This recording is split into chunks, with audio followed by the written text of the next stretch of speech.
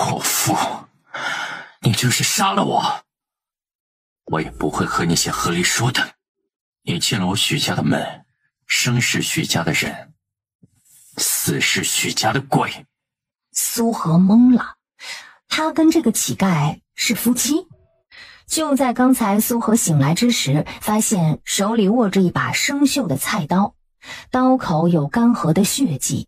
以他10多年的外科经验来看，男人是被刀具砍伤的，伤口还不浅。刀具怎么看都像是自己杀人未遂啊！苏荷脑海中闪过断断续续的记忆片段。原主与她同名，是闽国当朝首辅的庶女，足足有5任前男友。眼前的男人呢，是她的第6任，堂堂镇北侯嫡子许哥，含着金钥匙出生的天之骄子。镇北侯是1品军侯，手握重兵却狼子野心，被运筹帷幄的皇帝一举拿下满门抄斩。而此时许哥正在漠北带兵跟敌军决一死战。许哥守住了国门，取下了敌帅首级，却废了双腿。皇帝念其赫赫军功，死罪已免，但活罪难逃，不但被削成平民，还将声名狼藉的苏荷许配给他。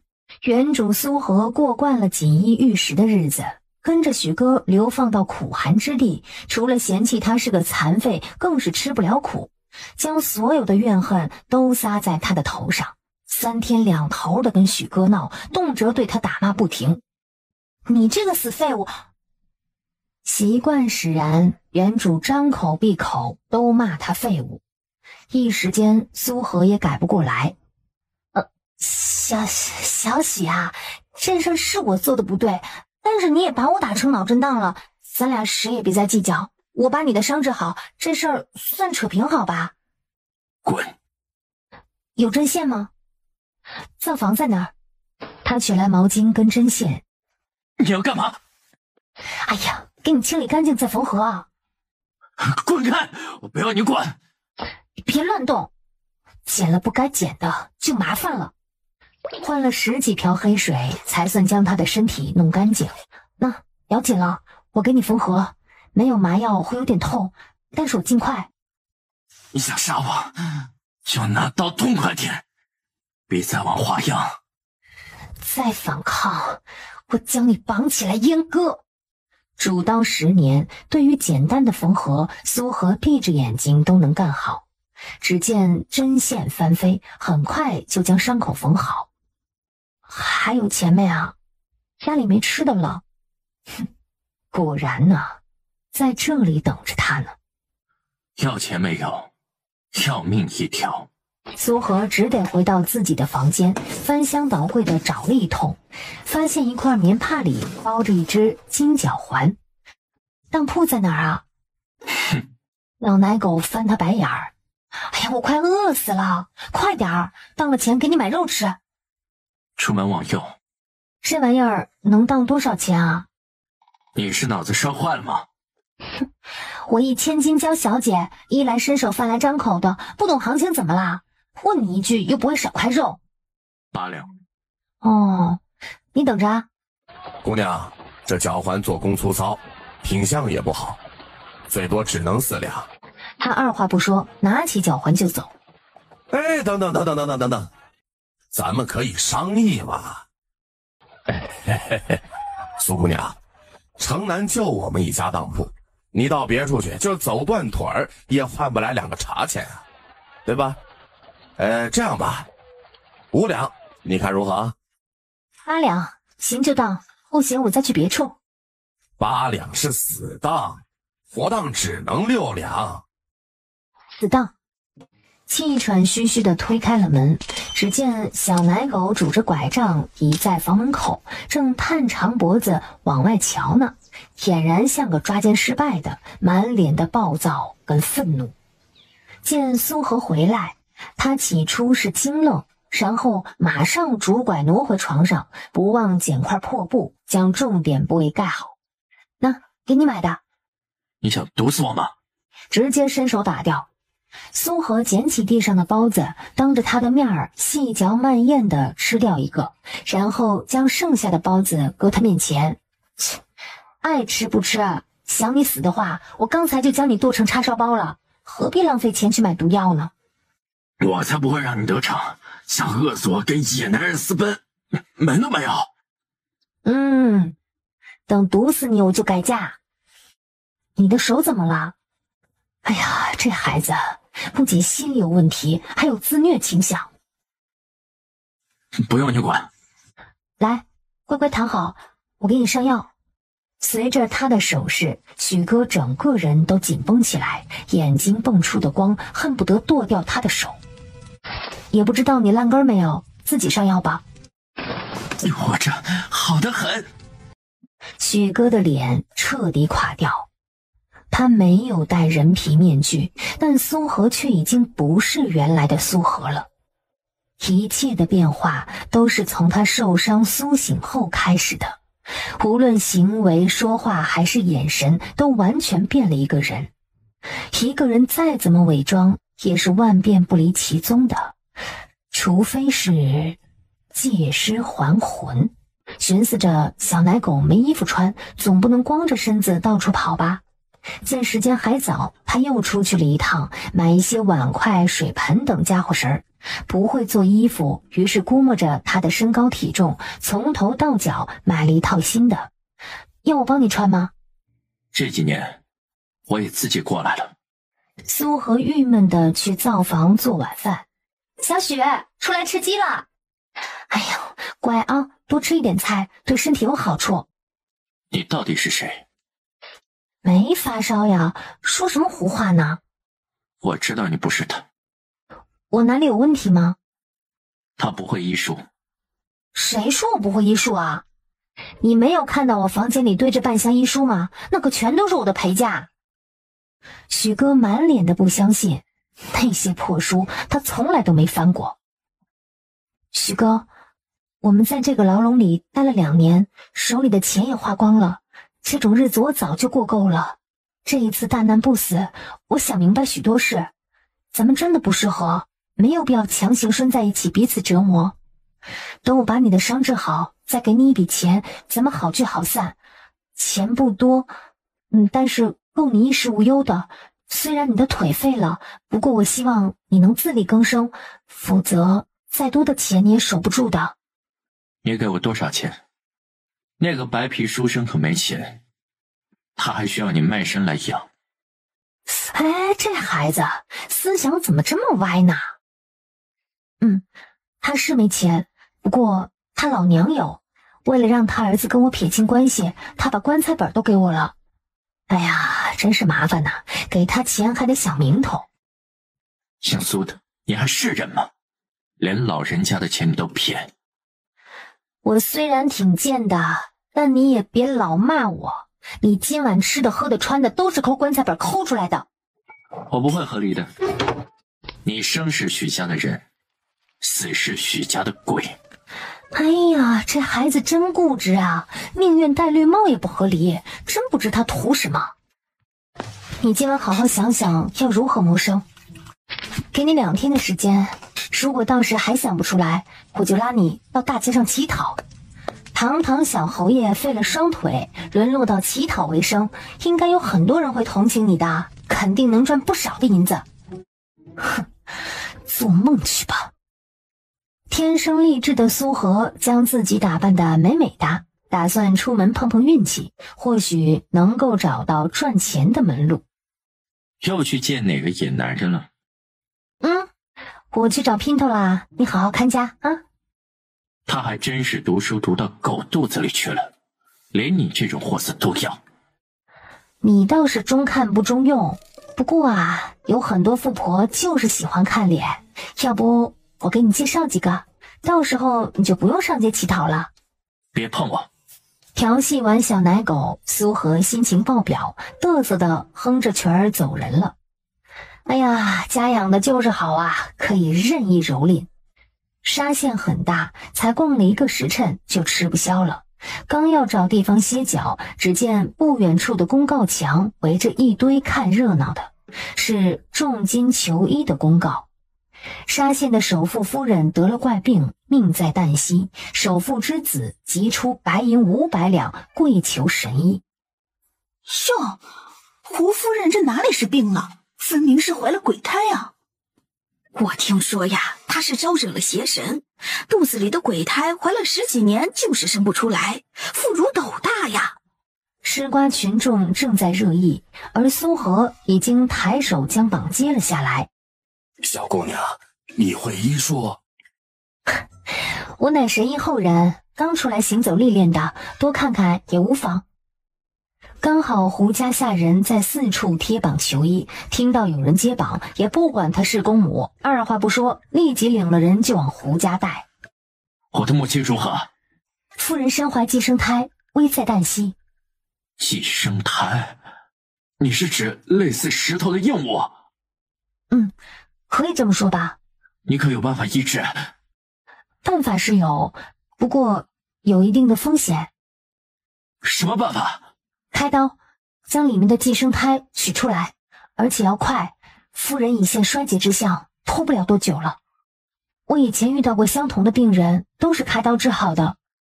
开刀并不难，但任何事都有风险。如果你同意的话，我们还要签一份术前协议，以保障双方的权益。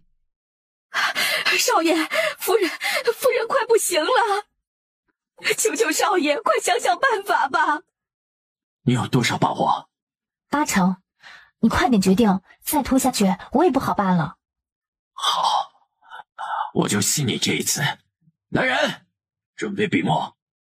半个时辰之后，我母亲如何了？暂时没危险，不过还要再观察3个时辰。3个时辰之内不可以喝水吃东西，过后可以吃少量，但是切记要清淡。苏神医，你取出来的真的是个胎儿？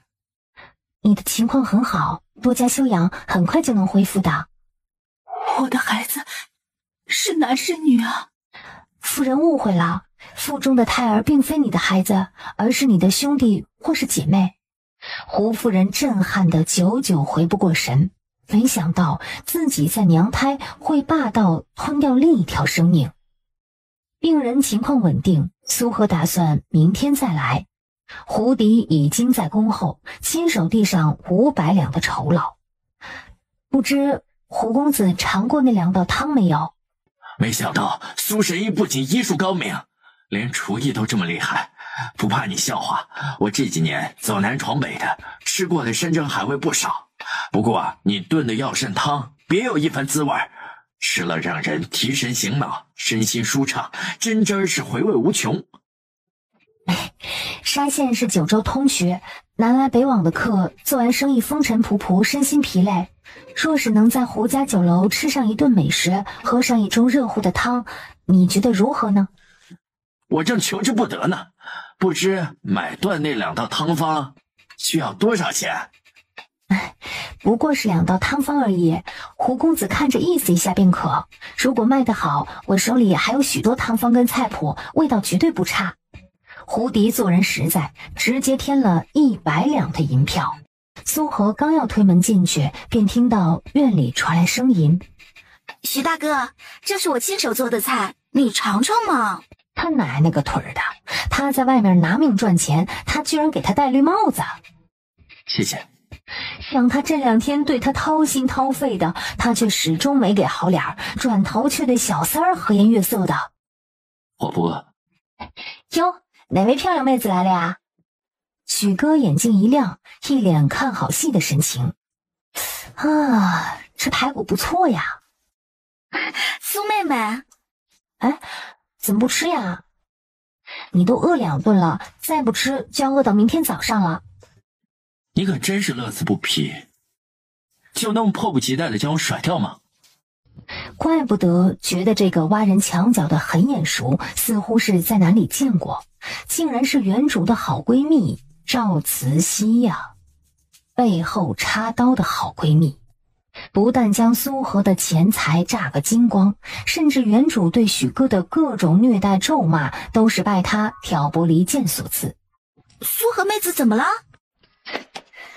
赵大姐真是有心了，怕我丈夫饿着，这般体贴送吃的来，让我这个做妻子的真是汗颜呐。我是给你做的，没想到你不在。你刚不是说特意给我做的吗？苏妹子，听说这几天不少铺子进了新货，你这是又去买？啊，你怎么空手回来了？是啊，本来想去买的，可是一想到我相公独自在家，万一给哪头不怀好意的母猪给拱了。苏妹子，你怎么这么说话呢？苏荷也不说话，一直吃，没一会儿一盘排骨就见底了。不是说许大哥2顿没吃了吗？你好歹也给他留点儿，毕竟他身体不好，要补补的。赵大姐说你身体不行，你哪儿不行呀？我行不行？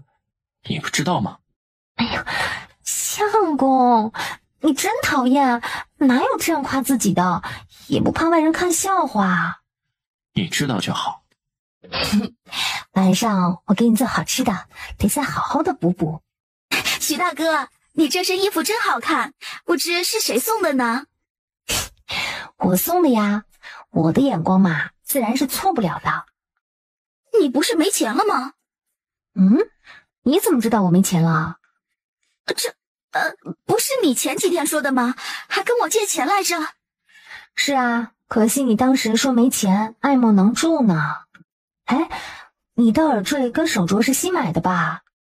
是啊，刚好昨天我表哥还钱了，我才去买的。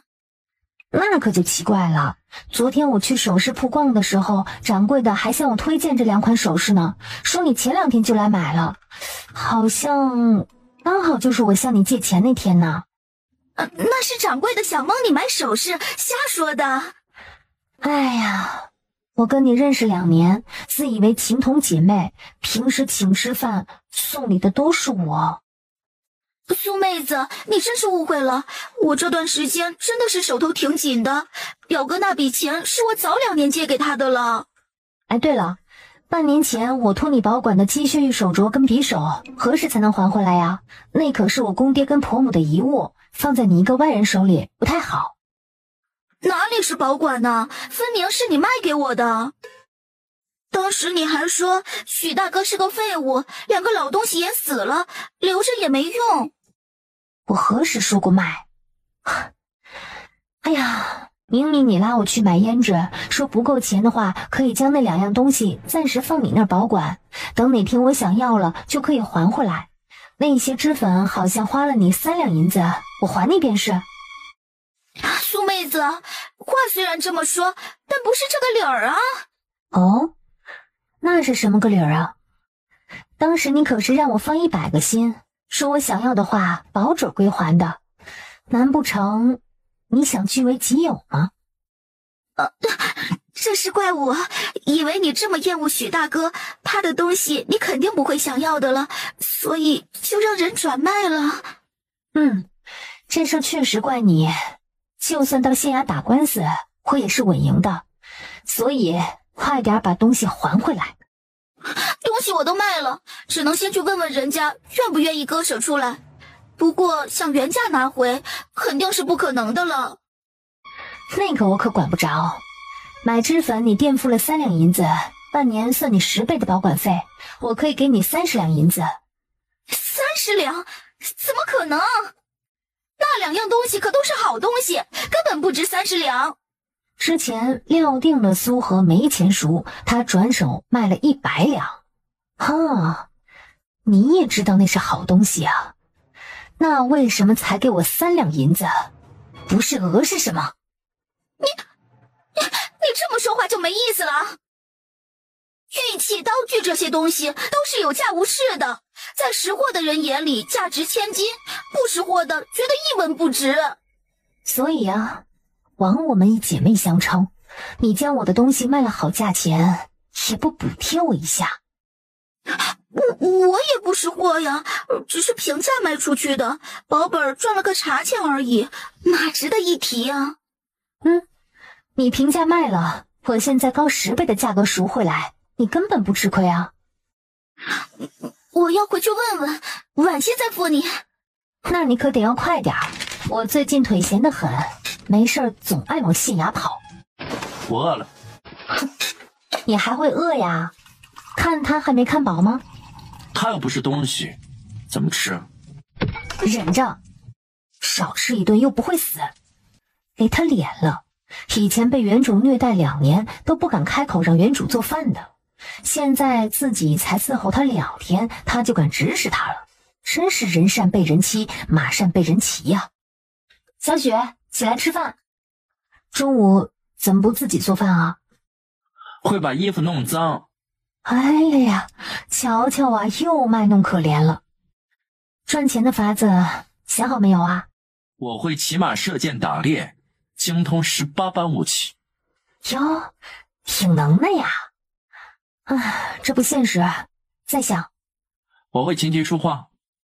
啊，你这么厉害，怎么还混得这么惨啊？前面说的不太适合，不过画画倒是可以考虑一下。你画技如何？神来之笔。行，我明天到街上瞧一瞧，看能不能给你揽些活计。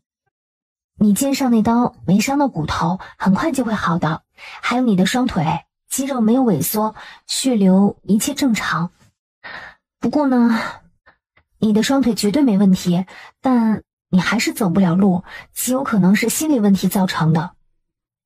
战场身受重伤，加上全家被诛杀，彻底摧毁了他的意志，这才导致双腿动不了。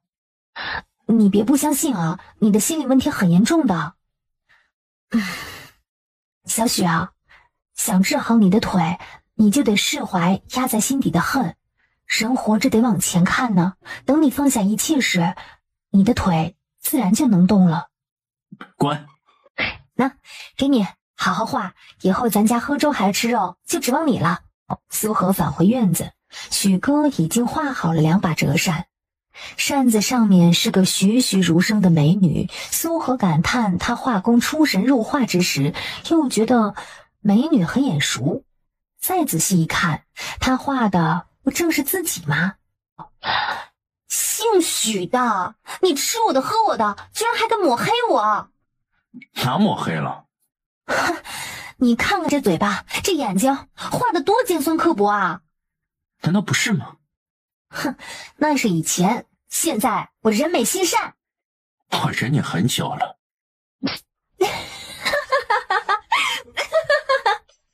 许哥看着他滑稽的笑容，夸张的肢体动作，阴郁已久的心情瞬间阴转晴了。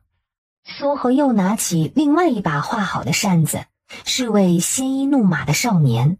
他身穿战甲，手持画戟，威风凛凛，策马冲向敌军。苏荷突然眼睛一酸，如果没有那场灾祸，他或许正在漠北扬鞭策马，恣意潇洒。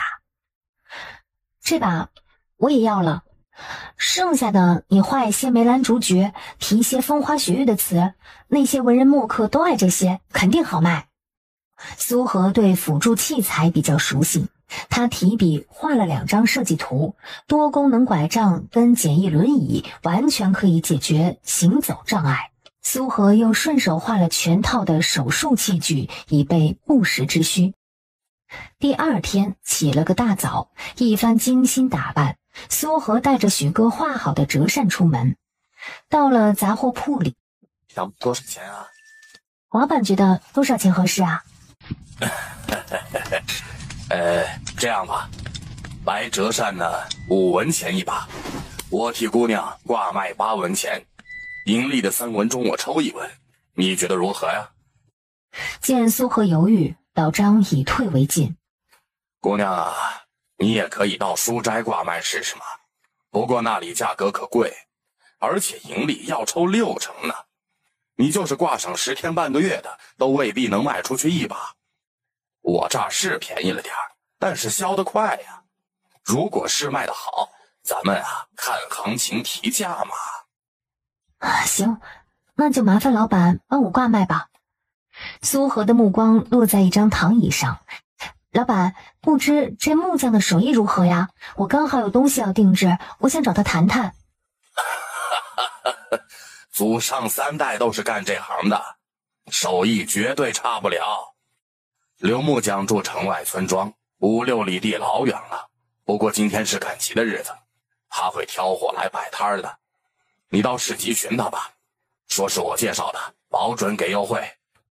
难是难了点，但可以做，就是很费功夫，起码要半个月才能做好。8两成交，外带宋张唐椅。到了铁器一条街。大哥，这东西能打不？刘大呀，我的锄头打好了吗？哎呦喂，姐，早就打好了，就等你来拿呢。刘大呀，好好干，有前途，姐看好你啊。哎，姐，你慢走啊。姐，你要常来啊。你有事啊？失了狗了，没看到他才貌美如花吗？他这口味可够重的呀。苏荷递过图纸。你打这些干嘛呀？你管我干嘛呀？能不能打？切，50两。你们是想讹我？你要的东西这么精细，整个沙县除了我，谁家也打不出来。再说了，这材料特殊，官府有明令管制的，要用特殊渠道才能拿到。就这个价，你爱要不要？要的话先付钱。苏荷二话不说，取回图纸就走。不到1刻钟的功夫，苏荷灰头土脸的回来。50两，最快什么时候做好？5天。付完钱，苏荷气冲冲的走人。哥，我去锤死这贱人！你别冲动啊，这事儿还得跟小侯爷商量呢。商量什么呀？他做这些奇怪的玩意儿，肯定是用来虐待小侯爷的。要是晚了，小侯爷都被他骗成生鱼片了。小侯爷现在处境不好，咱们不能给他添乱。什么叫添乱？你刚刚看到他的态度了没有？被讹了50两都不带眨眼的，他哪来的钱？不是站街卖肉得来的，就是受了朝廷应许的贿赂，想着法子要整死小侯爷呢。所以咱们更得沉住气呀。这不还有5天吗？我们肯定能想出法子来。你猜就好，就等着你救命呢。你让我给狗开刀？我不是兽医啊。苏神医，你可真得帮我这个忙。它不是条普通的狗，那是县令家的狗。哎呦，一条狗而已，它就算是皇帝家的，那也是条狗嘛。那可不一样，县令夫人爱狗如命，县令爱妻如命。你救了他的狗的命，就是救了县令的命。哎呦，胡少爷，不是我不帮你这个忙，而是我不会接生啊，你得去找接生婆的。苏荷有所不知啊，福禄宝仗着主子溺爱，顿顿胡吃海塞，已经养成个猪样，想顺产那是不可能的。只要你能把县令夫人的狗救活，钱不是问题。好，我干。有办法吗？剖腹取子，运气好的话还能救回来几只。剖腹？那他会死吗？不剖肯定会死，剖了还有5成的机会。跑，马上跑！不到半个时辰，6条血淋淋的东西先后被取出，个个都是肥胖巨婴。徐夫人让贴身丫头取来1张100两银票，苏荷哪里敢收啊，连连拒绝。夫人太客气了，苏神医举手之劳，不足为谢的。离开徐府，胡迪阔绰的直接给苏荷200两的银票。那苏神医，这事儿就麻烦你了，你看有没有别的法子能让徐夫人更高兴，借此成我们这个大人情？当然有啦，只要钱到位，什么都好说。那个扇子没人要。哦，骗你的。一早就卖完了，我还帮你接了个大单呢。算他们识货。切，你这人真没劲呐，一点都不好玩，小小年纪装什么神神老道啊？那这是你赚的，才半天功夫就赚了16文钱，可以买3斤糙米或者是半斤猪肉。嘿，你这么厉害，以后这个家就靠你养了。然后另外掏出5两银子，这个呢是我奖励你的，你省着点花。你哪来的钱？我赚的呀。嘿，今天遇到一个有钱人，他家爱狗难产了，我临危不惧，冷静沉着给狗剖腹。哎呀，最终有惊无险，母子平安。他一高兴，赏了我一笔钱。极度的需要认同，满脸的快夸我快夸我呀，偏偏他跟死了似的没有好脸色，切，真没趣。投胎呀是个技术活啊，人不如狗啊。哎，你中午吃了什么呀？没吃。拉倒吧，偷吃也不长点心，满嘴都是油。也是他粗心了，吃了牛大带来的油腻煎饼，嘴巴擦了2遍，还是被他给瞧出来了。隔壁那对老夫妻给了半块。哎呀，我去做饭，今天给你吃肉肉。哎，愣着干什么呀？还不进来烧火？别以为你赚了几文钱就可以偷懒了啊！哼，他就是欠抽。你也喝点吧，酒对你的腿有好处，促进血液循环的。许哥已经2年多没碰过酒了，最后一次喝酒还是在漠北的草原上，那是大战前夕，他跟麾下数万将士同饮。来，咱们吃肉喝酒，以后每天都是这样的好日子。说好的半碗，一坛子很快就见了底。许哥好久没这么痛快过，放松过了。你是谁呀？我啊，哎呀，我是你的小姐姐呀。啊，来，把衣服脱了，姐姐给你上药。哇，哎呀，这腿真不错啊。你摸哪？我今天被人欺负了。怎么了？在铁器铺被3个臭男人给欺负了。怎么欺负你了？讹我钱，还拿大铁锤吓我。你在铁铺上打了什么东西？一套吃饭的家伙。有了它们，我切起来很方便的。你想切谁？哎，谁有病我就切谁呗。许哥看过图纸，上面画的东西千奇百怪，凭以前苏荷那简单的脑子办不到的。苏荷浅浅的睡了觉，不过是半个时辰，人已经清醒很多。吃饱了就得干活，我明天要交货的。哎呀，你出去吧，我来做就好，你别添乱了。我就是个废人，我真没用。呀，怎么又玻璃心了？我没那个意思，你别误会呀。连生个火都不行，我不是废人是什么？哎呀，你一晚上的功夫就可以赚100文钱呢，都快抵上普通人1个月的工钱了，怎么是废人啦？你先去把脸洗了，早饭马上好啊。你一个人在家要关好门窗啊，别给陌生人开门。你早点回来。这是什么？你尝尝。许哥抓了一把放在嘴里嚼，好吃吗？好吃。好吃你就多吃点儿。我出去一趟啊，很快回来。小侯爷，拿走。不吃。敢问小侯爷，您吃的是什么呀？你尝尝。牛大抓了满满一把塞进嘴里，眼睛亮了。好吃吧？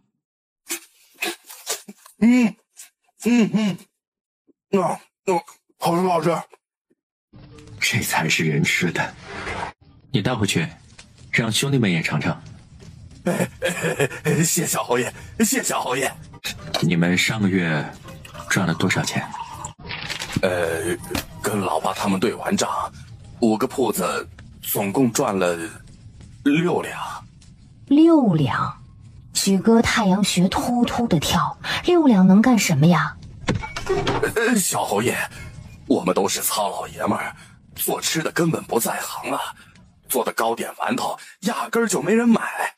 徐达的铺子上个月还亏了呢，我那打铁的铺子倒是好点儿，上个月赚了2两银子。怕小侯爷骂呀，他都不敢说是靠哥仨袒胸露乳拉来的生意。不过这个月肯定不错，苏河那一单我就可以赚49两。我让你查的有结果没？小侯爷，属下查到了，那个贱人天天跟胡迪搞一起。首富之子，他都做什么？他把胡夫人怀了10几年的鬼胎取了出来，昨天胡迪又带他去给县令夫人的狗剖腹取子。小侯爷，这贱人整日勾三搭四，败坏你的名声，要不要属下把他做了个抹脖子的动作。他做这些事赚了多少钱？说。700两。许哥差点没气晕过去啊！他几十号兄弟干死干活1个月才赚了6两，他2天赚了700两。派人跟着他。好，咱们什么时候动手啊？他早就想一拳捶死他了。他要是少了根头发，我为你试问。苏神医，这是个什么东西啊？这是狗粮，专门给狗吃的。夫人，福禄宝其实跟人一样，太胖容易生病的。你如果想他陪你久一点，该减减身上的肉了。谢苏神医提醒，那我以后就让他吃狗粮吧。只是这狗粮我也没有见过呀，不知道要到哪里去买啊。我就是做这个的，以后夫人有需求尽管开口。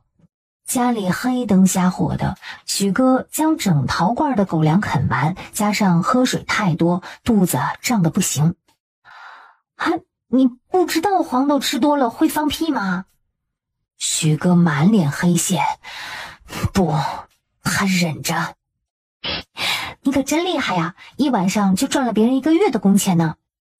你留着吧，男人就该养家的。哎呀，不用，你自己攒着，将来娶媳妇用。我是个废人，怪不得你。哎呀，咱俩以前不是吵习惯了吗？话赶话呗。既然心不在这里，你还是走吧，我不留你，但休书你就别想了。这不是废话吗？不给休书，他找谁接盘呢？我不走，要走也得把你的腿治好才行。哎呀，要我帮你洗吗？来吧。不是嫌他那方面不行吗？今天就让他好好的瞧瞧。把你屁股撅起来。苏荷扯他的裤衩。够了，我够不着。不行，这小奶狗太会了。苏荷。辛苦你了。没事儿，谁让我欠了你呢？以后让我养家吧。好啊。这就是你说的吃饭家伙？他们还欺负你吗？怎么不欺负呀？我长这么大还从来没受过这种气呢。那3兄弟不但口出狂言侮辱我，还朝我挥拳头。哎呀，好在我跑得快，否则我小命都没了。你伤到哪没？他们厉害呀，当他的话是耳旁风了。摔了，疼。哎呀，你看了有什么用啊？你还能把我打回去不成？哎呀，这只小奶狗深藏不露哈，还以为他就此一蹶不振，原来背后藏事儿呢。我后天要给徐县令看病，没问题吧？看什么病？痔疮。挺简单的，直接割除。姓苏的，你要脸吗？男女授受不亲，何况你还是有妇之夫，真是不知检点。你看阿猫阿狗就算了，你如今还要看别的男人的屁股，不知廉耻。我看的是病，不是屁股，还狡辩。我的你还没看够吗？你还不看别人的？你屁股又没长痣，要不然我早就给你割了。你要是敢去，信不信我？休了我吗？要不然现在就写啊，财产我分你一半。杀了你！我现在是大夫，救死扶伤是我的职责，你别威胁我。沙县的大夫死光了，他找谁不好，非得找你。他爱搁哪搁哪，找别人去。好吧，我推了就是。你不会忽悠我吧？你该不会是吃醋了吧？谁吃醋了？哎，这么激动干嘛呀？哎呀，好，我都听你的啊。我刚才吓到你了。你说过咱俩重新开始，我会越赚越多，腿也会治好的，你再耐心等等。你去哪？徐夫人给他家的狗摆庆生宴，我去喝2杯就回来。你一个人在家可以的吧？我争取早点回来。嘿，真没带吃饭的家伙，就是给狗保的几套衣服而已。你给狗做衣服？那不是给他做的吗？你别这样嘛！哎呀，我做的这一切不都是为了我们的将来吗？等拿下这笔生意，我们就能躺着数钱了。我那份呢？我不会女工，但是可以学呀，先欠着回头补上。你想赚钱我不拦着，你我身份敏感，如果太招摇过市，怕是怎么死的都不知道。这事儿等我回来再议。没想到苏神医竟然是许少夫人。苏神医也好，许少夫人也罢，我一没作奸，二没犯科，难道还不允许我出来找狗吃的吗？徐小侯爷身份特殊，而胡家不过寻常商贾，不敢妄自揣测朝廷之意，以免惹来灾祸。如此，打扰胡少爷了。站住！那2位药膳汤在酒楼卖开了，不但招揽来不少新客，回头客也不少。郑官，你今天在赏龙宴已经把胡家推出去了，这事若中途而废，反倒让胡家下不来台。哦，所以呢？我要你的药方，猫粮、狗粮配方以及衣服的设计等，价钱你自己开。这是我们最后的合作了，我对你也算是仁至义尽。我考虑一下再回复你吧。别说话，我什么都没有了，眼眶酸涩。怕什么？现在我养家。哎呀，天大地大，不如吃饭事大。你等着，我做好吃的。来，喝。不生气了？没有什么是一顿吃的解决不了的，如果不行，那就2顿。今天的事儿谈崩了。因为我？是也不是。你想要休书？你是乱臣之子，我是水性杨花，咱们呢算是烂锅配烂盖，以后谁也别嫌弃谁了。你欲如何？还能怎么办啊？凉拌呗。两位，我相公情况如何？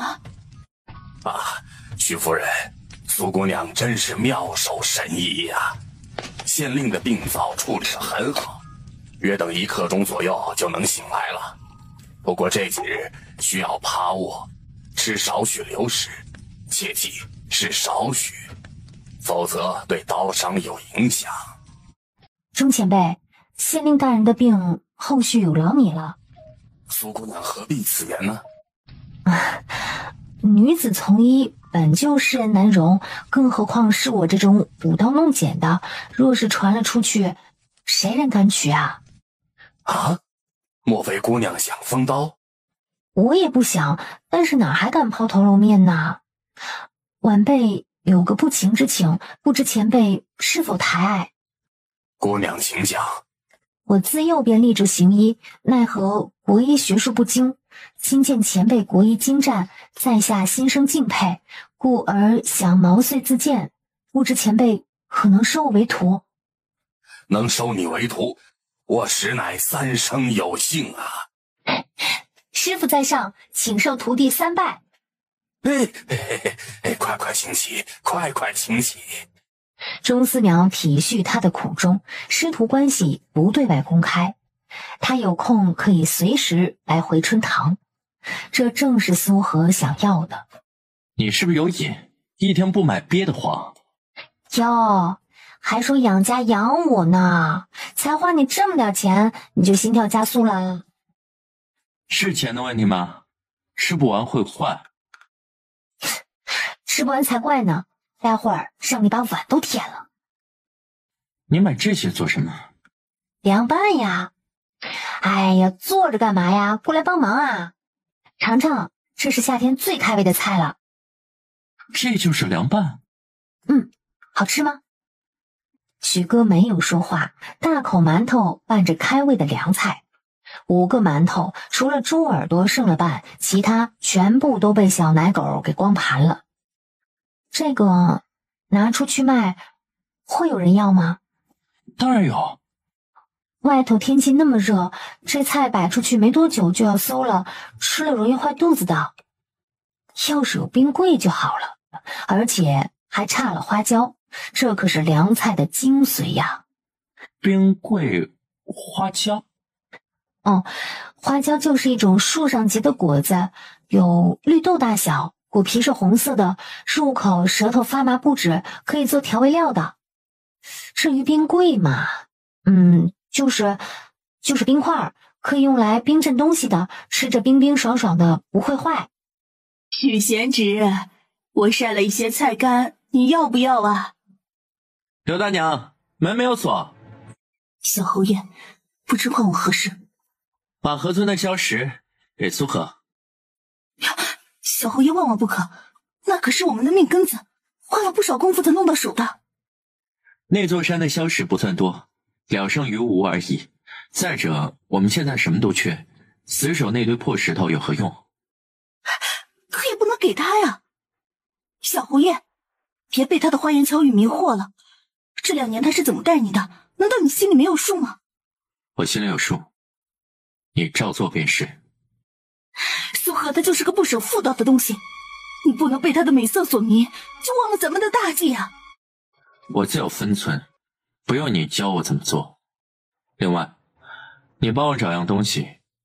小侯爷请讲。你帮我打听下哪儿有花椒卖。花椒？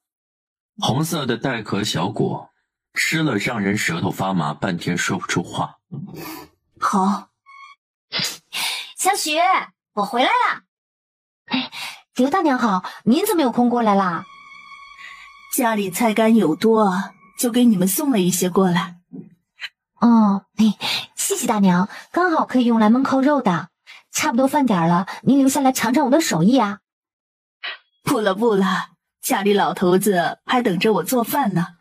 那正好，叫刘大爷一块过来吃，省得做2顿饭了。大娘，你就留下来尝尝苏荷的手艺吧。主子开口，刘大娘这才讪讪的同意。苏娘子，这东西辣得呛人，能吃吗？这可是个好东西。趁着刘大娘没注意，苏荷将钱塞进许哥的裤兜。我用自己的不烂之舌逼着老板给你涨价了，每把多涨5文钱。不用了，钱由你管。我要再管你拿。大娘，辣椒籽儿待一会儿你拿一些回去种吧，随便丢盆里都能活，1年4季开花结果的。我家就2口人，种多了也吃不完。那没关系啊，吃不完可以卖给我。听贤侄说你打算做凉菜卖，这要是卖得好，要不少辣椒吧？是啊，去了辣椒不行。我把能买的都买回来了，也撑不了多久。那这辣椒贵吗？物以稀为贵嘛。我家侄子是种菜卖的，家里刚好有几亩薄田，不如给他点种子，到时候种好了卖给你。哎，那好啊，要不我明天去瞧瞧吧。你做的凉菜这么好吃，到时候肯定大卖。许贤侄腿脚不方便，你忙得过来吗？只要有钱赚，肯定忙得过来。可这贤侄身边也需要有人照料啊，你哪能抽得出身啊？大娘不用担心，船到桥头自然直到。这些菜是我的心意，既然大爷腰酸不适过来，大娘拿过去让他尝尝。另外，我略懂一些医术，有需要的话您随时叫我。收下吧，这是苏荷的一片心意。刘大娘这才收下。凉菜卖得再好，毕竟是街边摊贩，也赚不了几个大钱。你至于大动干戈的去找地种辣椒吗？我问你，这世上富人多还是穷人多？这不是废话吗？富人有钱吃喝玩乐花样百出，穷人没钱可以少买衣服少买鞋子，但是一日三餐少不了。你别看凉菜是街边摊卖的便宜，但是架不住穷人多呀。不管是哪朝哪代，民以食为天，做吃的永远是最赚钱的。即便你说的对，可一旦你把凉菜做出名，不怕重蹈胡家的覆辙。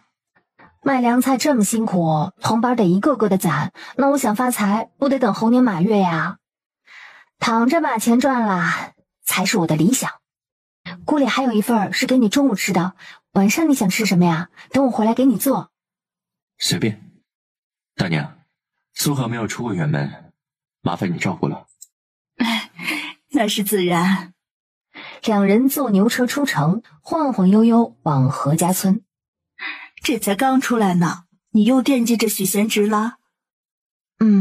天气太热了，我怕做的饭菜放到中午馊了。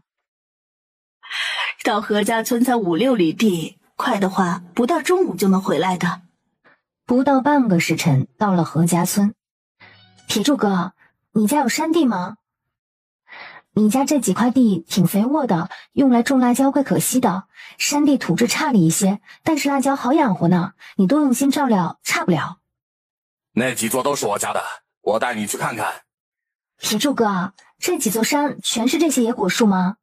果子成熟了，你们是拿来吃还是卖呀？嗨，这东西啊，酸得很，吃了饿得更快。家里本来就吃不饱，谁还会摘来吃啊？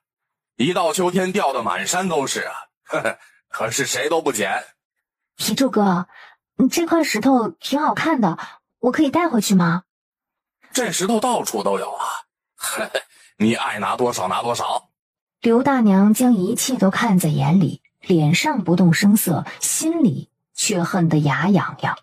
这个贱人果然是朝廷的走狗，怪不得说做凉菜需要冰块呢，原来是在打消食的主意。铁柱啊，这差不多都到中午了，一时半会儿也逛不完，要不你先回去帮秀娘做饭吧，我陪着苏娘子把剩下的走完。辛苦铁柱哥了，你先回家吧，我到那个山头再看看就回去。铁柱客套两句，掉头往山下走。大娘，这山荒着怪可惜的，不知铁柱哥肯不肯卖啊？这荒山长不出东西，谁会要啊？沙棘可以药用呢，我想把这几座山买下来，全部种上这种树，收成肯定不错。药铺里也有沙棘卖的，价格并不算贵。苏娘子买山种树还要请人打理，算下来的话，非但赚不了钱，还要蚀本呢。那是他们不知道沙棘果的好处，我有办法让它变废为宝。大娘，你觉得铁柱哥会不会卖呢？刘大娘眼中闪过杀意。卖，他当然肯卖。不要！哎呀，这块石头真漂亮啊！他抓紧地上的石头，欲砸向刘大娘的脚。爹，你在哪儿啊？娘不行了，娘摔了一跤，把弟弟摔坏了。爹，你在哪儿啊？快回来吧！苏娘子，秀娘出事了，这可如何是好啊？大娘别急，咱们马上下山看看。谁也没有撕破脸，佯装不知对方的心思，匆匆往山下走。孩子还活着，不想他死的话，全部都出去。我求求你，救救我的孩子，救救他！孩子是还活着，可这不是卡住了，生不出来吗？你不懂就不要乱说话。我要剖开你的肚子，把孩子取出来，不过这存在风险，你愿意试吗？哎呦，这可使不得呀，要出人命的。我接生了几十年，可从来没有听说过剖开肚子还能活的。你这丫头可不要乱来。你没听过，那是你孤陋寡闻，不代表别人做不到。铁柱啊，这丫头哪儿来的？竟然敢这么跟我说话！我要是接生不行，铁柱还能有命活着？铁柱啊，你说是不是？你快点考虑，再拖下去，孩子会窒息的，那就真的一尸两命了。帮我，我愿意剥开肚子，生死与你无关。兄娘，都是我没有照顾好你，我没有照顾好你啊，兄娘。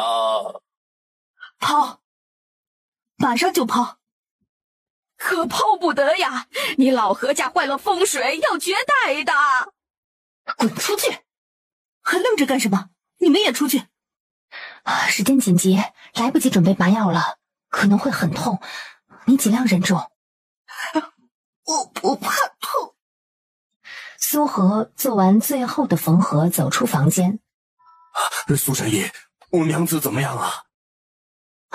产后虚弱，但是没有性命之忧，养一段时间就好了。谢谢苏神医，大恩大德，我何家永世难忘。大伯母，咱村请稳婆，再不济也要500万。苏娘子救了我母子2人，往后还少不了要她照料，这送多少银子合适啊？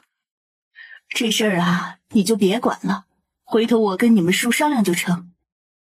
回到许家，天已经完全黑了，苏荷正然站在外面，久久都没有推开。他蹲下身，将地上的土往脸上抹，再将头发弄凌乱，这是他给小狼狗最后的机会。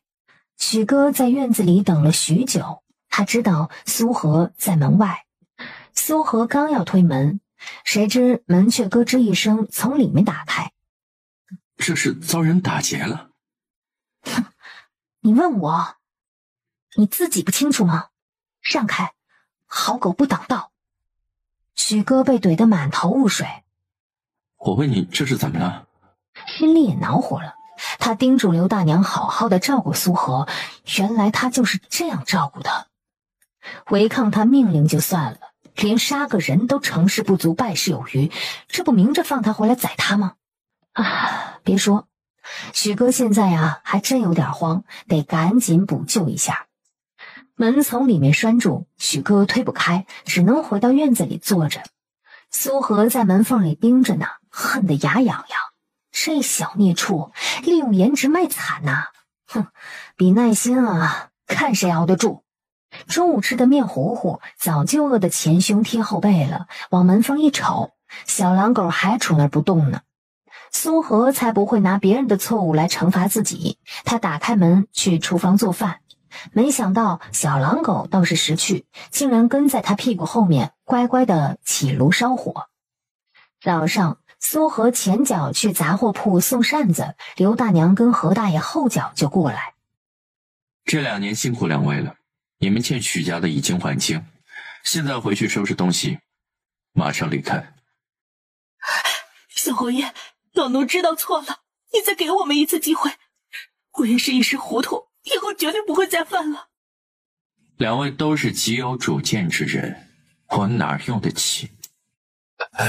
还请小侯爷责罚，只要不赶我们走，以后任何事我们都绝无二话，但凭吩咐。你打算要多少钱？5000两。苏姑娘，你是在开玩笑吗？就这么几张画稿，值5000两？当然不值啦。刚刚的只是赠送而已，你要的药膳汤方、猫狗粮、宠物衣服等等都在这儿呢。大手一挥，让掌柜的取5000两过来。吃吧，吃饱点儿。该不会有毒吧？来而不往非礼也。是。你找到消食了。哎呀，你懂什么呀？西瓜就得这么吃才爽。你吃不吃？你不吃我扔给狗吃。许哥舍不得，学着他的样子大快朵颐。爽吧？爽。苏娘子在吗？来的是隔壁刘大娘，她带了10个鸡蛋过来，连连感谢她昨天的救命之恩。苏娘子，我侄儿派人来传话了，说你的大恩大德无以为报，他愿意将那几座长有杀机的山送给你，算是报答你的救命之恩。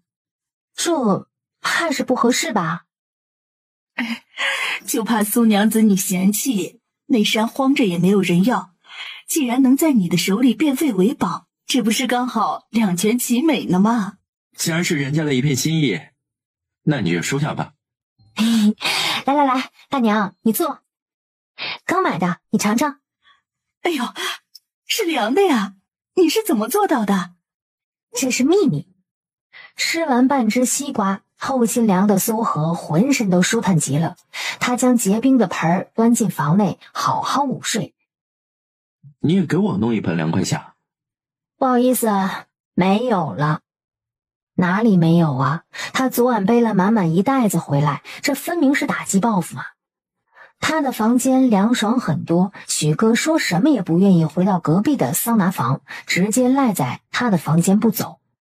不知不觉竟然睡了过去，一觉醒来已经是下午，而小狼狗不知何时竟然爬上他的床。他撩脚把他给踹醒，发现自己睡在他的床上，顿时面红耳赤，着急忙慌的拿上拐杖要走。你都爬上来了，这会儿着什么急啊？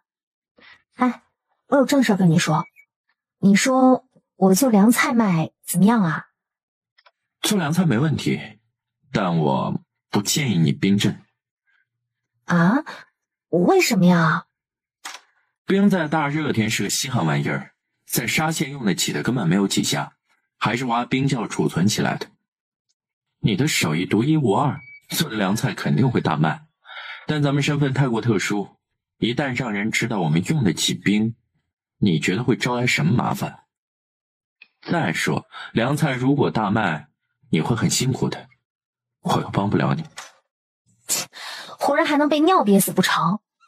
实在不行，我找个靠谱的人合作，他们出人出力，我们出秘方拿抽成，躺着就把钱赚了。哎，肥水不流外人田，你有没有人呀？你要是没有，我就找夏家了。这年头撑死胆大的，饿死胆小的。胡家是没那个胆子，书一楼或许是个胆大的，听说他们在京城有背景呢。我有。我请你3，没有我，你1分钱都赚不到。给你3成，你就知足吧。我9你1。你想要的胡家生意模式，快则半年，慢则2年，我可以做到。哎呀，行吧，按你说的来。你做的甜品也不错。切，贪多嚼不烂，你这也要那也要的，有多少人跟钱啊？人现在有几十个，至于钱8万两。许哥脸僵了，他重新比划了一下，8000两啊？80两。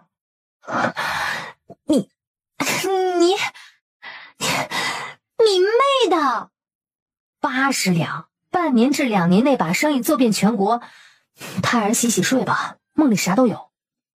你不相信我？我既然答应你了，就不会反悔的。你不是嫌80两太少了吗？找合作伙伴，人品最重要，钱还是其次的。再说了，大钱有大钱的玩法，小钱有小钱的门道，咱们慢慢来。你有什么主意啊？民以食为天，最赚钱的肯定是饮食。既然钱不够，咱们就不弄大的，先从成本低廉的凉菜开始，然后再做甜品果饮。我觉得可以跟酒馆饭店谈，让他们交加盟费，要货随时跟我们拿。他们有新的菜品，能够多招揽生意，这种互惠共赢，你觉得如何？许哥听着他的高谈阔论，起初觉得荒谬，可是后来再细细的推敲琢磨，倒也未必不可行啊。做生意，人才是最重要的。我要先见见他们。你去茂昌街的徐记包子铺，记住，别擅自进内堂。我去。小娘子，里面请，里面请。本店有包子、甜糕，保管你满意。2个韭菜馅的，3块红糖糕。啊，2个韭菜包子，3块红糖糕。苏荷付钱走人。小侯爷有吩咐，我得去一趟，你们看好铺子。是不是那个女人来了？我听到了她的声音，我现在就去剁了她，把她做成人肉叉烧包。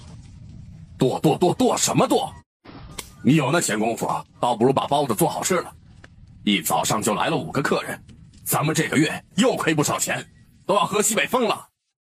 我为了做好这包子，睡得比睾丸，起得比鸡早，怎么就不好吃了？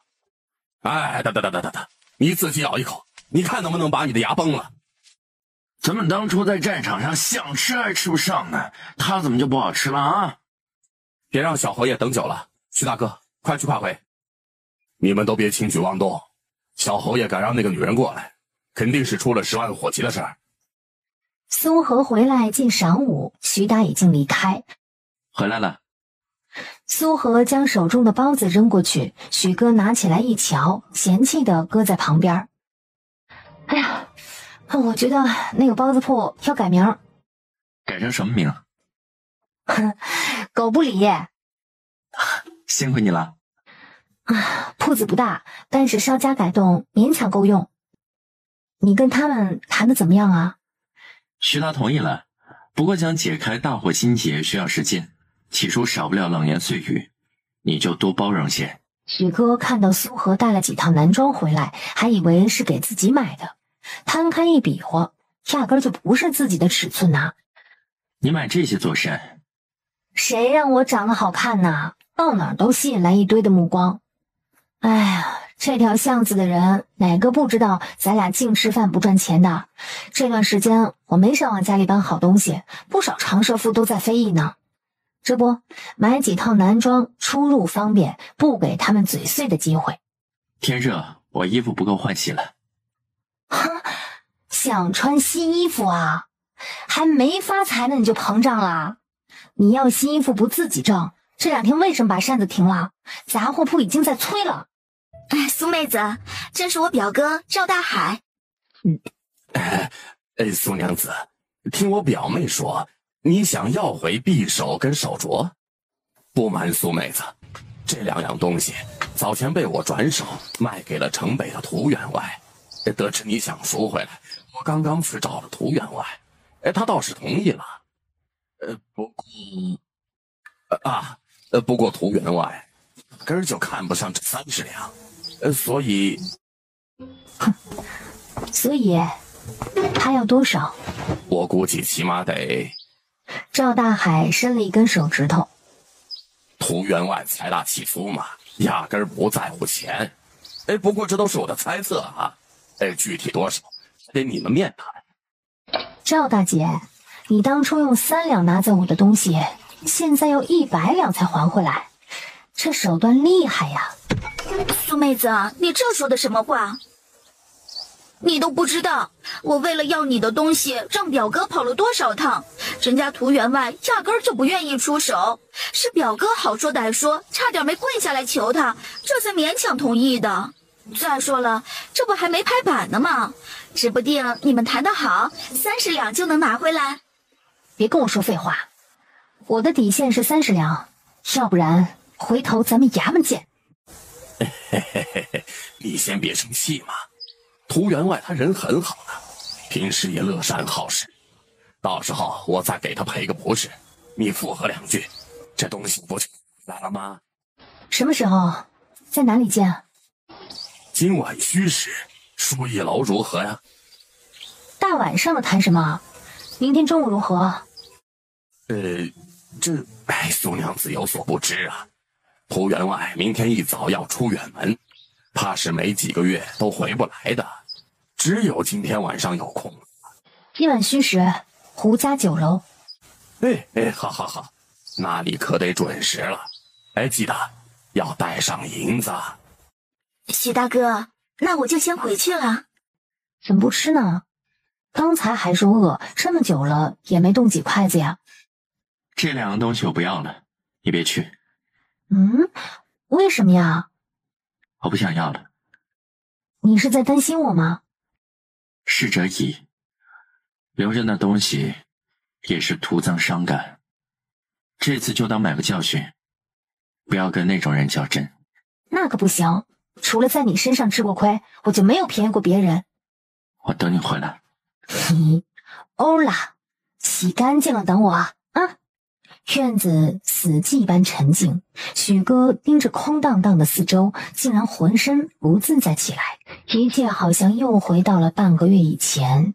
他看不到光，也没有任何希望。苏娘子，这位就是涂员外。我的东西呢？苏娘子可真是着急。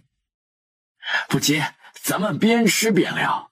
不好意思啊，今日身体不适，不宜饮酒。既然不宜喝酒，那就以茶代酒。不用了，寒路上渴，我出发之前喝了2大壶的水，肚子胀得实在喝不下，还望见谅。苏娘子，涂员外百忙中抽空出来，你这样也太不给面子了。我想先看看东西。一手交钱，一手交货。你莫不是开玩笑的吧？30两打发叫花子啊？这2样东西本来就是属于我的，30两已经比当初的价格高了10倍。你当初多少钱买的我管不着，这2个宝贝现在是我的心头好，如果不是看在赵兄弟的份上，今天我根本都不会来。就凭你今天的态度，没个5000两，别想拿走。5000两？让你表妹明天一早在衙门等着，不见不散。哎呦喂，我的姑奶奶哟！涂员外那是看你不给面子，一时说的气话而已嘛。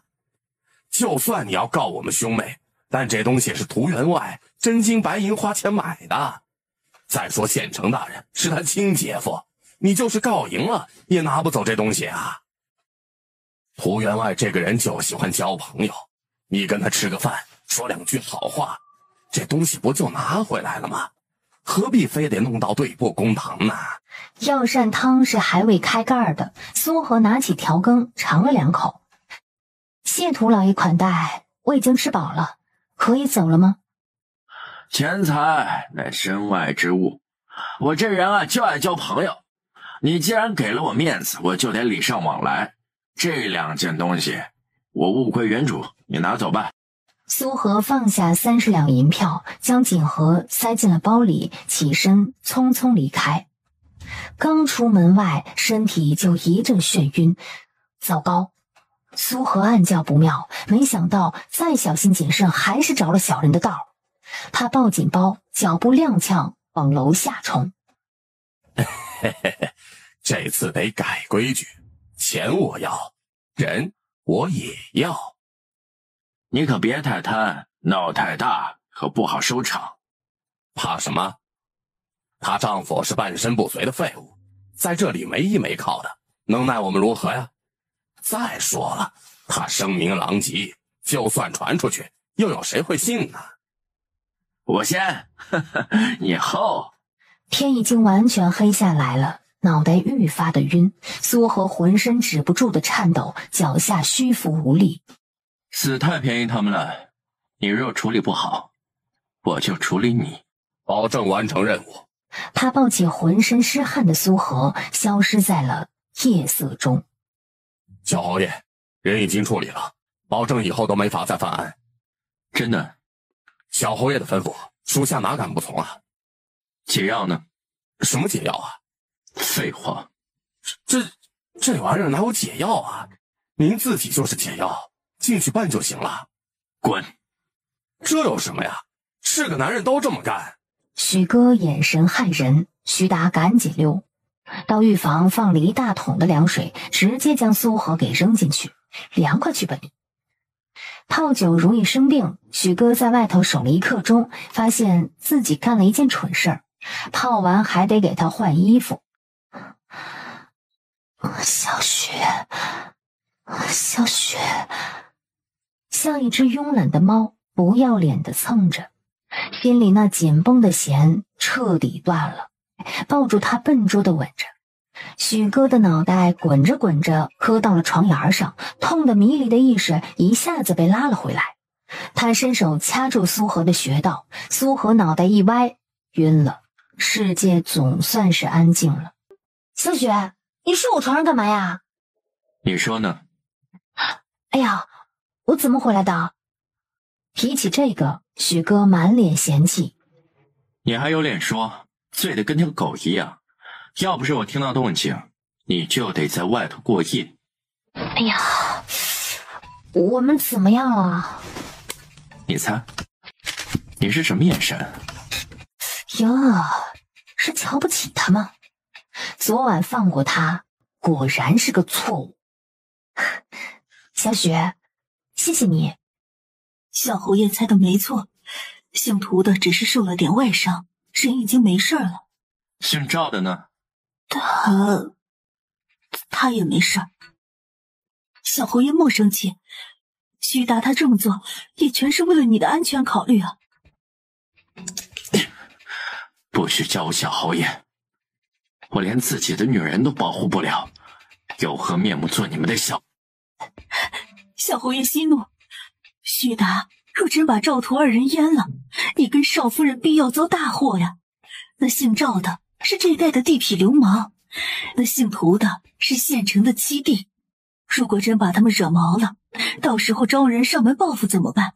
你若不还手，少夫人要被他们凌辱，那你若还手，这2年的苦就白受了。一旦朝廷鹰犬得知了，你跟少夫人也难逃死路一条啊。难道对他们客客气气，他们就不上门了？请小侯爷再忍忍，等这件事情过去了，我们偷偷把赵涂2人做掉，扔到河里喂王吧。过去？要多久才能过去？这件事你就别管了，我会再想办法。今天那帮人要上门，你等会儿找个理由把苏荷支走，晚上再回来。又1个月，这怎么这么快啊？那我们走了，你怎么办啊？又不是第一次了，死不了。苏荷悄然回到灶房，继续做早饭。粥熬糊了，苏荷也没有心思重做。苏娘子啊，我侄儿捎人来传话，说我那侄媳妇的刀口出血水了，你能不能跟我去一趟啊？我前2天才去看过了，她的刀口没问题，不可能会渗血。等明天吧，我今天不舒服，就不去了。那咱们去包子铺走走，那边好像出了什么问题。我说了，我不舒服。许哥使了个眼色，刘大娘讪讪地说：是我考虑不周，那苏娘子多休息，有事知我一声。既然你不舒服，今天就在房间休息，哪儿也别去了。哦。小侯爷。魏先生好。小侯爷看起来气色不错呀，不知身体可否健康呢？托魏先生的福，最近还算可以。蒲童将药箱往桌上放，脚下一个没注意踢到了凳子，凳子撞在许哥腿上，许哥没有站稳，整个人摔在地上。你这废物，没吃饱饭吗？连个药箱都放不稳。对不起，小侯爷，都是我不好，没踩痛你吧？不碍事，反正我的腿也没知觉。亏得小侯爷不计较，否则你几条命都不够用。碍手碍脚的，滚一边去！魏先生坐下，给许哥把脉看诊。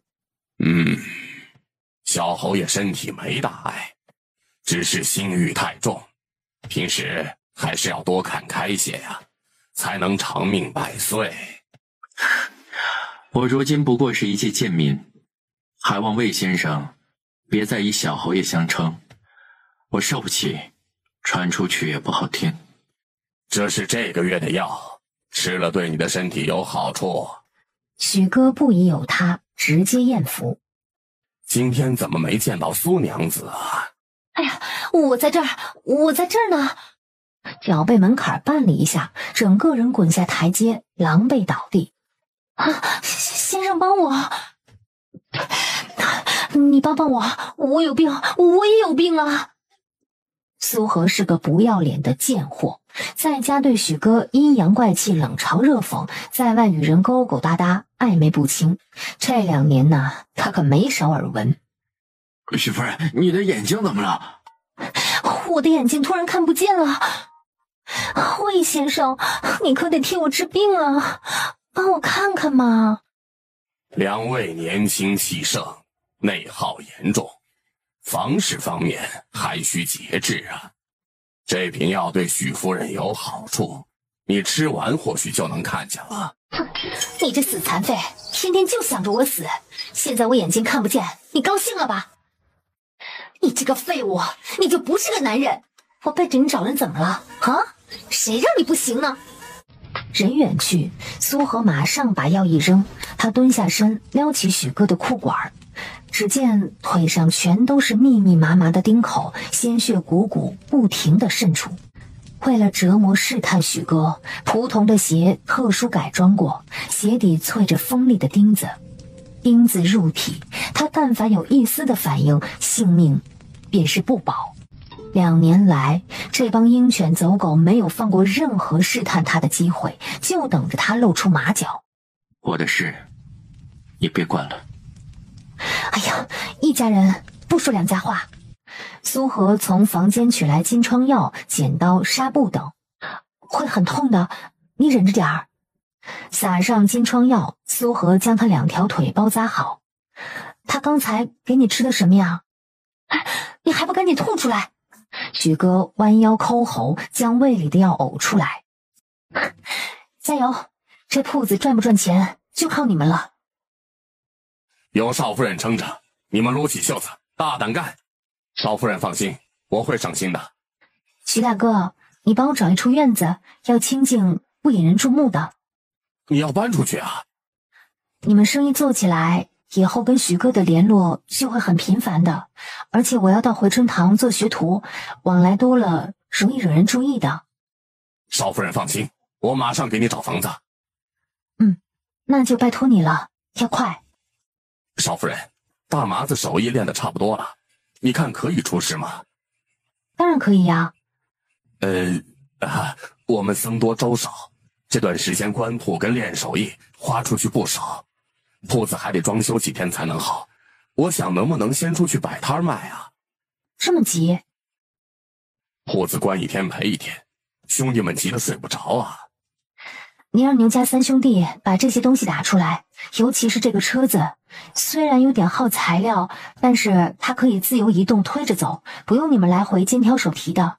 等你卖开了，这车子应该有人会争着要，也能给打铁铺招点生意。少夫人，你可真是厉害啊！所以你们得对我好一点儿，谁对我好，我就给谁好东西。车子打出来以后，你们做好凉菜推出去。得嘞，肯定很好卖。不，我们不卖，我们免费送。开店呢，要想客似云来，就得在宣传上下功夫，让所有人都知道你家有好东西卖。你们不用做的太多了，限量给来往的客人试吃，借机宣传你们的店4天后开业，开业前3天一律5折。哦，开业3天以后，我们可以打7折，或者买2送1。还可以抽奖或者是免费送，比如第8名、第18名、第28名，轮到的客人免费送1斤。现在天气这么热，我们推凉菜出去卖，没过多久就馊了，这可怎么办呀？哎呀，那你就让牛家3兄弟在推车平板里面加个内槽，把硝石跟水灌进去，这不就冰冰凉凉了？哎，凉菜铺过几天就开了，您给取个名字呗。你取吧。你是大老板，你才有命名权呢。我的就是你的，你取。呀，我去，他什么时候这么会了？明明是个死穷鬼，竟然装出了霸总的架势。哎呀，服了。要不叫富贵吧。富贵凉菜，许哥压根没意见，能挣钱就行，管他叫啥名儿。你什么都说没意见的啦，要不你以后就改名叫富贵吧。富贵，嘿，富贵。我怎么觉得你在叫狗呢？许富贵，今天轮到你洗碗啦。你再敢叫，信不信我收拾你？嘿，打不着。许哥在灶房洗碗，徐达喵么悄的溜进来。小侯爷，我看到了不该看的东西。站住！把碗洗了，灶台擦干净。小侯爷身份这么尊贵，怎么可以伺候女人呢？这要是换以前，分分钟卸了苏荷不可。少夫人，房子已经找好了。重新找房子怕不安全，徐达将老八的屋子挤出来，赶他去跟别的兄弟挤地铺。小侯爷，牛大三兄弟今晚不睡，推车跟托盘明早能打好，咱们一早就去市场推销，还求您赐字。说是赐字，不过就是没钱写翻条，想省点钱而已。许哥提笔在横帆上龙飞凤舞，富贵凉菜落成。小妹妹还没吃饭吧？哎，阿婆小心啊。谢谢姑娘。交谈中，苏荷才得知阿婆的眼睛并非完全看不清，她的视力很差，看东西眩晕带重影，这才差点被绊倒。阿婆的眼睛并非是哭瞎，而是得了白内障。姐姐，你真能治好我阿婆的病吗？会有风险，你们愿意的话，我可以试一试。这得花多少钱呢？嗨，一家人不用钱的。若是你孙子同意，明天一早我就过来手术，争取要你重见光明。哎呀，谢谢少夫人。谢谢少夫人。哎，快快请起啊！你能治好老八奶奶的眼睛？问题不大，他要是信得过，我就试试。许哥沉默了。有问题？别看老八上过战场，但他是文人出身，思想迂腐固执。他对你以前的事很介意，怕是一时间难以改观。明日照常手术，老八我来收拾。小侯爷，我不同意苏荷给我阿婆手术。为何？他医术不行啊。他给胡夫人开腹取食，给何家媳妇剖腹救子，给县令哥痔疮，哪不行了？小侯爷，叔属下失礼，她是你的妻子，怎么可以看别的男人的屁股啊？闭嘴！这是许哥心底永远的刺，他敢来拨弄，就是找死。都说救人一命胜造七级浮屠，亏你饱读圣贤书，却满脑子的污浊，难不成读书读到狗肚子里去了？小侯爷息怒。你知道他有多贵吗？他给胡夫人开腹500两，给信家的狗接生200两。你觉得他给你阿婆开刀值多少钱？我老八眼珠子一转，心中顿生一计。小侯爷，我没钱，手术还是不做了。念在你忠心跟随我多年的份上，他现在分文不取。我害怕。你害怕什么？你阿婆的眼睛已经瞎了，就算开刀失败，还是眼瞎又不会死，你有何损失？可若是治好，你阿婆就能重见光明，这也是你多年的夙愿。这么好的机会摆在你眼前，别人跪着都得不到，你却不知珍惜。不管他怎么说，老八就是不松口。行，我不逼你，你回去收拾东西走人，从我这里支来支眼的欠款，算是我给你的安家费。自此一笔勾销，不再相欠。小侯爷息怒，我是真心实意跟你的，绝没有二心呐。哼，我信小侯爷，明早手术。阿婆年纪大了，眼睛功能退化，要多注意休息。如果没有大问题，7天左右能重见光明。阿香，灶房还有几剂洗眼睛的，从明天起1天1剂，用帕子过滤干净，给阿婆1天3次的洗眼睛。哎呀，许富贵儿，你真是厉害，好样的！嘿，你好好画啊，我做肉肉给你吃。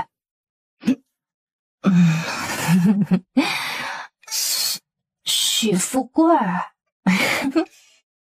你再叫我许富贵，我就对你不客气了。你还能吃了我不成？来啊，我这个铲屎的还怕你不成？好晕呐！许哥靠过来，跟做火炉似的。苏和厌烦的踹了他一脚。哎呀，苏苏，你碗还没洗呢。我做饭，你洗碗，你别嚷着偷懒。要是招蟑螂了，我饶不了你。许哥起身，认命的去洗碗。刚要出门，从他的房间窜出一条黑影，差点没把他给吓死。小侯爷，小侯爷办事快嘛，我寻思着话肯定是好了，这才连夜赶过来。明早还得出摊试吃呢。要画可以，把碗洗了。怎么又他洗碗呢？怎么回事啊？今天可是黄道吉日，为什么不开张啊？少夫人，他们不听我的劝，抠抠搜搜把货备少了。我们开门没多久就全卖光，实在没东西卖，只能关门了。啊？你们备了多少？徐达满脸懊恼，闷闷的把备料单递到苏和手中。这不少啊，比我预想中的还要多呢。这哪够啊！少夫人，你是不知道，我们按你的吩咐，每天走起摊，专门到人多花销大的地方免费试吃，很多人都赞不绝口，就等今天开业来呢。再说，有小侯爷画的海报，我们贴在显眼的地方，好多人都对小侯爷的画评头论足，说就算奔着这画技也得来尝尝。徐大掌柜，还愣着干什么呀？赶紧算算我们赚了多少钱。少夫人，刨去所有人工跟成本，我们净赚16两09文钱。10两！天哪，10两！兄弟齐心，其利断金，一个萝卜一个坑。咱们先做好分内的事儿，再来商量全局。徐掌柜能领着你们往前走，自有他的过人之处。都是第一次，大家摸着石头过河，以后慢慢就能拿捏准。嘿，小雪，姐姐回来了。咦，没人呢。他提脚进了隔壁，刚要推门，谁知门突然打开了。你干嘛呀？在屋里不吱声，我还以为你死了呢。你是不是藏人了？什么人？哎，天这么热，你关门干嘛呀？怕外头吵着我睡觉，顺手就关上了。瞧瞧他满身大汗的样子，苏和信他才有鬼呢，肯定是做了见不得人的事儿。你该不会用手了吧？姓苏的，你不要脸！还真有什么呀？左手右手都是好兄弟嘛。许哥松了口气，要不是他提前赶回来，这事儿就穿帮了。怎么了？看来你这几天不饿嘛，给你冰的东西没吃多少，人还长胖了。哎呀，有事儿说事儿。跟信成的泡汤泉泡得挺开心的嘛，瞧你红光满脸的。嘿，还好啦，就是他脸没你好看。我还没死呢，别老想着要和离。知道啦。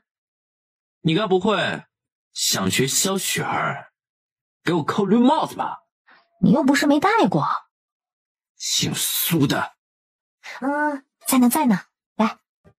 想什么呢？吃都堵不住你的嘴。你是不是活腻了？小雪，记得把碗洗了。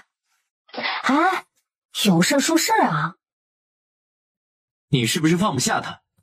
当然啦，我都想死他了。他哪里比我好了？他呢，骗术比你厉害，哄得姑娘们乖乖的掏钱。事发以后，他们还不敢报案，可真是厉害了。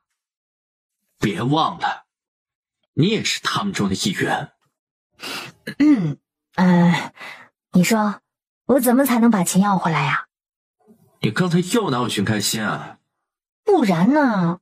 你脑回路这么清奇，不算你都对不起你。哎，你说我怎么对付他呢？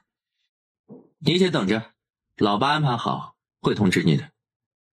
我就知道你对我最好了。苏荷，等陈安生的事情了了，我们好好的过日子行吗？